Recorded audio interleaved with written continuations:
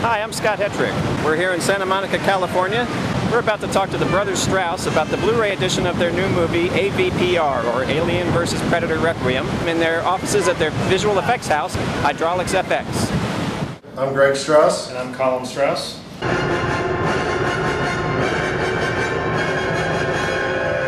Our friends at Fox, actually, one of the cool things about the post-production process in the movie was we got to edit the entire film here. We did all the visual effects and assembly, and in this room we actually did the final color grading, the digital intermediate process. So it's kind of unique. Not a lot of times. Usually, every one of these little tasks is parceled out to like 12 different companies all over Hollywood.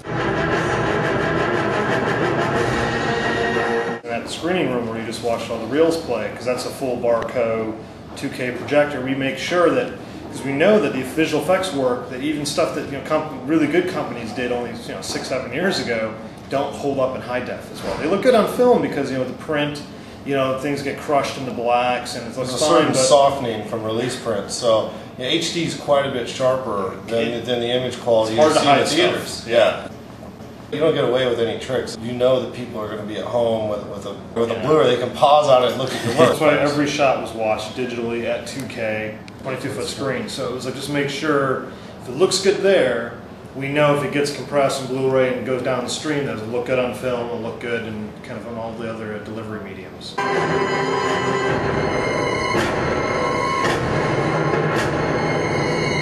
Well, the tricky thing is, because of the timelines trying to get the theatrical done, you have to basically do the DVD at the same time. And then also there's, if you try to make the movie a lot longer, it's like how much audio do you want to completely redo? Do you have music scored? I mean, there's a lot of other issues when you do the extended version. Yeah, okay. Luckily Brian Tyler had scored about, I think, somewhere around 10 minutes more than what the movie actually ended up running. Oh, okay. So we had great pieces of original score there that we could put under the scenes.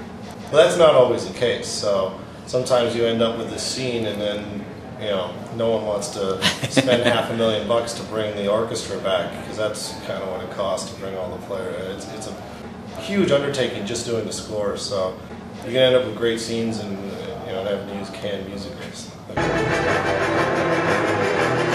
Is there another Alien in our future? It was a good experience. You'd like to continue the story? There's a few things that we're talking to Fox about, but right. Let the lid off now. For me personally, I just like putting the movie and watching it. Maybe sometimes some of the behind-the-scenes features. I usually don't have enough time, in my own life to actually go through all that stuff. I know in some movies it's the quadrilogy kind is of awesome. Quadrilogy, yeah, that was one of the cases where the quadrilogy is one of the coolest sets I've ever bought. I mean, there's just hours of great interviews and all sorts of, the artwork, concept artwork, all that stuff it's amazing. Especially, you get to learn so much about, the classics that you've been watching for 20, 30 years. And how difficult they were to make. And, yeah, I mean, it was... That was actually the one behind. It's probably one of the best behind the scenes I think I've ever. And the frankness of some of those interviews, it's great. It's like, wow, they really released that. Pretty ballsy stuff.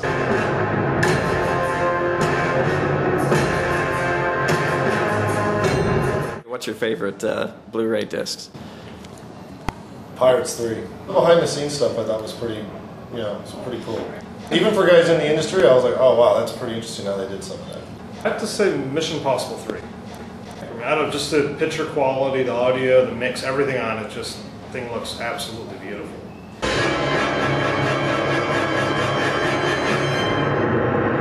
Before we started shooting, there were meetings to talk about what kind of things we'd want to include in the Blu-ray, and I mean, it was one of the big things when we first got the movie. Was we had an actual meeting with the home video department and wanted to make sure that they were doing the Blu-ray. The Blu-ray was going to be coming out at the same time with standard def, because I mean, we love high definition. Most of the commercial jobs we do, a lot of the, just like even for our own personal viewing. I mean, I have Blu-ray and HD DVD at home, and I pretty much won't watch standard def stuff anymore. It's like everything's gotta have the HD satellite, gotta have the Blu-ray.